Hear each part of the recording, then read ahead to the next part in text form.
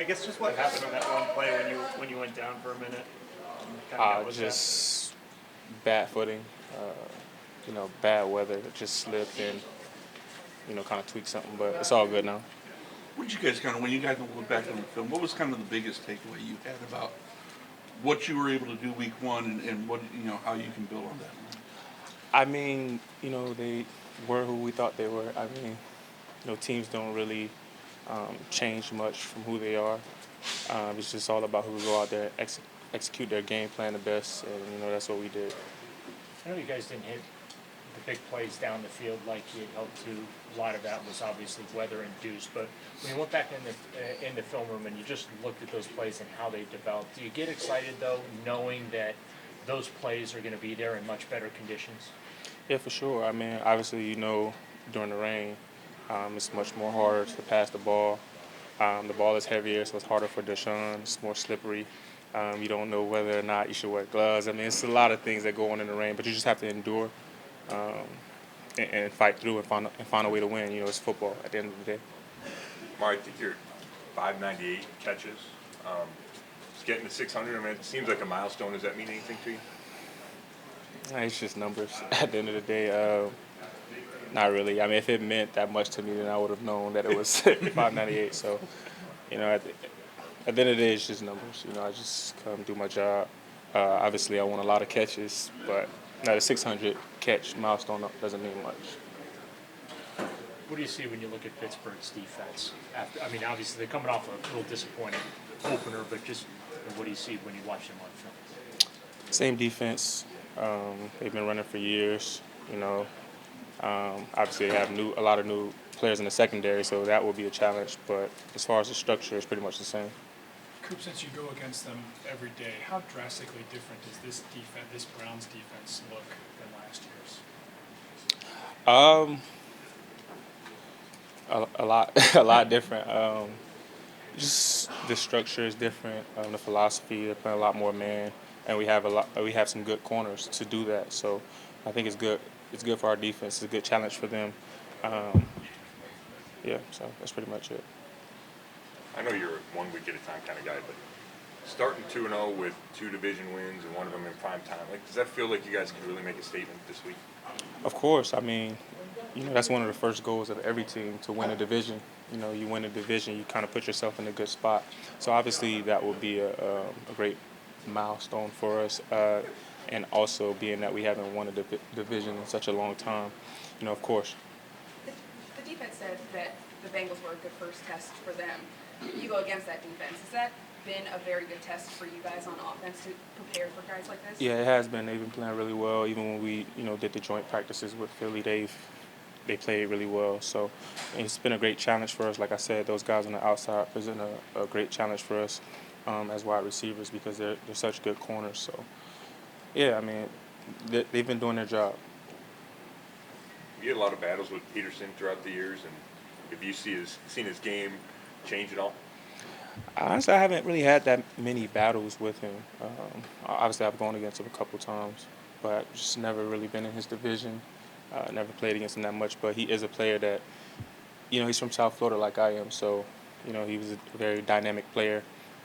When I was in high school, he was in college. I think he's like 4 years older than me, so it's a player that I respect a lot. He still has that speed and that playmaking ability out there. So it's going to be a great challenge. You've played in some tough environments. Just what makes that stadium so tough to play in? This is another situation where I haven't really played in that stadium a lot. I think maybe like twice, maybe 3 times, who knows. But,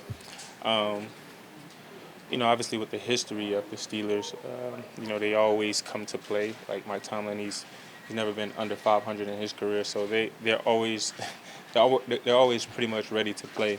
I think that's probably the biggest challenge that they present. Just a team that is going to come out there and be ready.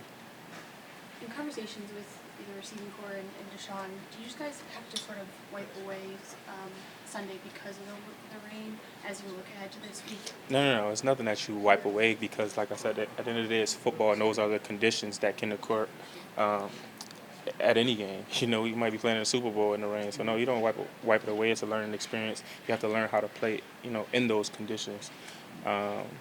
to be able to win. So no, it's just a learning experience. Did it help, I guess, in conversations this week talking about like, okay, this is what the situation was like on Sunday, this would be the situation on Monday, I guess when you look at the passing game? Did it help? Like in what way? Just kind of in communication and building that connection. Yeah, I mean, you know, after every game, we come in on Monday and we talk about the scenario, we talk about the game, we talk about, you know, the challenges that were presented during that game. So, you know, of course, we've learned from it. Joel, can you just talk about, what is it like to go into Pittsburgh and this big Monday night game and try to keep this thing rolling? Yeah, it's a tough place to play. You know, we haven't had too much success there as an organization. And we know anytime you go there, especially on Monday night, they have a really good history of winning games there. So for us, it's a huge challenge. Division game, you gotta try and get as many of those as you can. So we know they're gonna be ready for the challenge as well. But it's a big opportunity for us. You know, we're really focused on improving each day this week and going in and hopefully putting on a good performance for ourselves. Does that place itself feel different than other stadiums, just with the crowd and everything that kind of comes with it? I mean, for me, we play there so often, you know what I mean? It's one of the 3 that we play every year. So you get a different feel for it, you know what I mean? But they have great fans, and they get rowdy and they support their team, and they have a long history of winning there, so it's definitely a tough place to play. Joel, how do you think DeJuan did stepping in for Jack? And then obviously the challenge this week, he's got to go up against TJ Watt. Yeah, very solid. Anytime you get thrown in the fire like mid-game, it's always a quick adjustment, but I thought you saw in pass protection his potential, you know what I mean? He did some really good things, and him and Wyatt are just working now to communicate, understand where we're going on all the run plays and everything like that. But he did a really good job. You know, I think he's focused this week. I've seen a real focus, and now he probably has one of the, top 3 edge rushers in the game that he has to play on the road, on a Monday night game for his first start. So it's a big ask by him, but he's very focused this week, and we have a lot of respect for TJ Watt and what he does as a player. So it'll be a big challenge for him, but he is very focused on taking those steps to be ready to play. Is winning a regular season game there on your bucket list? I would love to win, a game there. I really hadn't even thought about it. When you go through the season, obviously we haven't won a game since I've been there, regular season game there.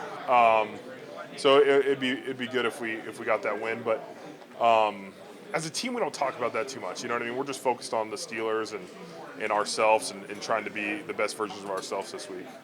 How do you think not having Hayward is going to affect it? Yeah, he's obviously one of their leaders, obviously one of the better D tackles in the league. They have some depth, though. We watched them in the preseason in this first game, and they bring some guys in. But I think it's going to be a multiple guy effort to replace him. Like, you're not going to have a guy that plays 80 snaps like he does, every week. And obviously he's a dynamic player for them. So it changes things a little bit, but they still have some very talented guys, starting with TJ and Alex on the edges, Larry inside. Obviously, we know a lot about him, but they're going to rotate some guys in on that left side that we'll have to be ready for as well. How would you rank TJ and Alex in terms of pass rush duos? Yeah, they're up there. They're very good. I don't have an exact list, but they're both very talented. I mean, if you look at the sack numbers last year and when they both played in the game, they were one of the better defenses in the NFL. So it's a credit to them. They work hard. They play hard. They get every key they can to really try and take advantage of an offense. But they're very good. They're up there, probably top 3 or 4 in the league. Joel, you've gone against defenses in this division, especially that Baltimore, Pittsburgh, that fly around, hit, talk, all that kind of stuff. What does it mean to have, I know it's early, to have a Browns defense that's playing with that kind of swagger? Oh, it's huge. I think we started off the season right. I think our defense played how they played all training camp. They were flying around. They were confident. They were, had some really good adjustments, and they moved the guys around up front to give them, matchups that they liked. And if they can keep playing like that, it makes the whole team's job easier. But we were pleased with that week 1. Now we just got to keep carrying it over. 1 week, I think you have some of the, 1 week in the NFL, you're waiting all offseason to play the game. Now you got to come back and play week 2, which is it's consistency in this league is the key. So we've talked a lot about defense defenses that move around like that. How difficult is that, Joel, when you're trying to figure out assignments and matchups and what have you? Well, if you have a guy like Miles, like you probably want to put two bodies on him as much as possible. So if he's lined up at one position, it's a little bit easier to be like, all right, we can chip this guy or we can slide to this guy constantly. But if he's moving around, you don't know where he's at, so it makes it a little bit tougher to be like, yes, we can double team him every play, you know. And if you put five guys on the line, like if you're keeping a running back in to help double team, you're not getting another guy out on the route. So to move him around like that, it definitely makes you communicate a lot more as an O-line. And as we saw in the game, there's a few times where you're not going to be able to get that double team, and he has a one-on-one matchup. The pregame notes say this will be 100 straight regular season starts for you. That seems pretty significant. After how your career started with a couple injuries, how important is that to you to have this kind of running back? Yeah, that's cool. I didn't know about that one. Good notes there, Dan. Yeah, right. No, it's anytime you can go out there and play, it's a blessing. And you know, I know early in my career I felt like I was unlucky, you know, and football's one of those things where, I mean, we saw Jack the other day,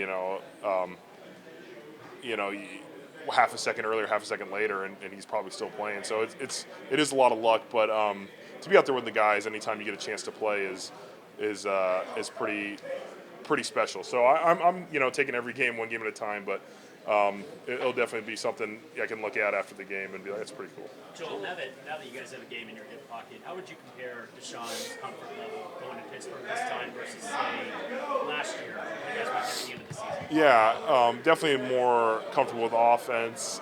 We've played in Pittsburgh now as a group before. It wasn't our best game at the end of last year, but I think we have that confidence. I think we had one game this year to kind of get some stuff under our belt, and obviously it was a sloppy weather game and things like that, but the confidence in what we're running is there. Now we just got to go out there and execute and continue to improve the minor details to make it really work. But his command of the offense, like, did you notice a difference?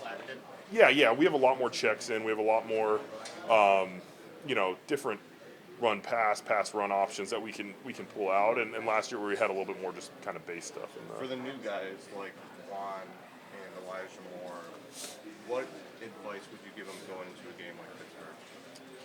Yeah, I mean, they've played in big games. Juan's played in the Super Bowl, so I think he has some experience, playing in those big games. And for us, it's like we have a lot of respect for Pittsburgh and what they've done as an organization. We're truly trying to focus on ourselves to be the best, but I think if they just come in there and treat it like the next game on our schedule, and that's the most important game of the year because it's our next game, if we have that mentality, I think we'll go in with the right thought process. Joel, if you saw somebody doing a crossover before, like when they're looking at you, what would be your thought process there? Slide left, you know what I mean? No, he's we always joke he has that Euro step. That's what I call his best pass rush move anyway. So to put a basketball, pretend like he's dribbling is maybe just gets him into his mindset, and he's lined up over the left guard in practice before, and it's one of those ones where it's like, you're going to have a battle when he lines up there. But I don't know. That'd be one that you'd have to ask me after because I would never expect to see that on the football field. He's never done it to you? No, I mean, he's Euro stepped on me, but he's never done the little dribble before a play. I was going to ask that Euro step, is that just impossible to stop when he does it, or close to impossible? It's pretty good. And the thing about him is a lot of guys kind of have a little Euro step in there, but he can cover such distance with it, and he's so fast and powerful that it makes his kind of one of a kind. But yeah, that's the Myles Garrett move that I think if you're like, all right, he's going to win a pass rush, that's probably what he's going to bring out to try and do that. I thought he traveled. They don't call travel anymore, so